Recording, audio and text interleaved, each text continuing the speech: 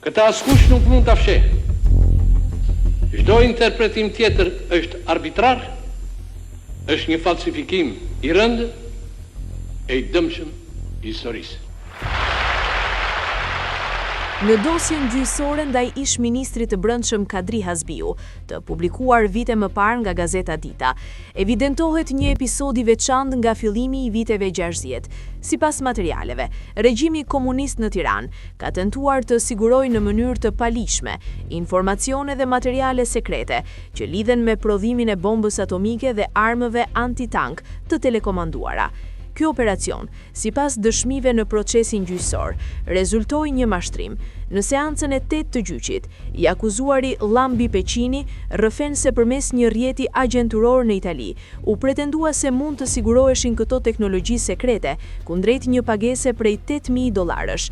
Sipas tij, agjenti i njohur me pseudonimin Rampa kërkonte $2.000 për një predh antitank të telekomanduar dhe $6.000 për sigurimin e sekreteve të bombës atomike nga një burim i supozuar në Francë. Megjithatë, pas shqyrtimit të informacionit dhe të dhënave për agentin, u ngritën dyshime serioze mbi besueshmërinë e tij.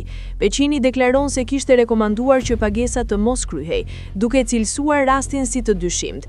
Çështja u diskutua me drejtues të lartë të kohës, përfshirë Kadri Hasbiun dhe Mehmet Shehun, por pavarësisht rezervave, fondet u miratuan dhe u dorëzuan. Në vijim, materialet e marra, që supozohej të përmbanin informacion sekret, u dërguan për verifikim në Kinë. Pas disa muajsh, autoritetet kineze konfirmuan se bëhej fjalë për një mashtrim të pastër, duke cilësuar gjithë operacionin si një bluf që i kushtoi shtetit shqiptar një shumë të konsiderueshme për kohën. Ky episod mbetet një nga rastet më domethënëse që tregon sfidat dhe dështimet në aktivitetin e shërbimeve sekrete gjatë asaj periudhe.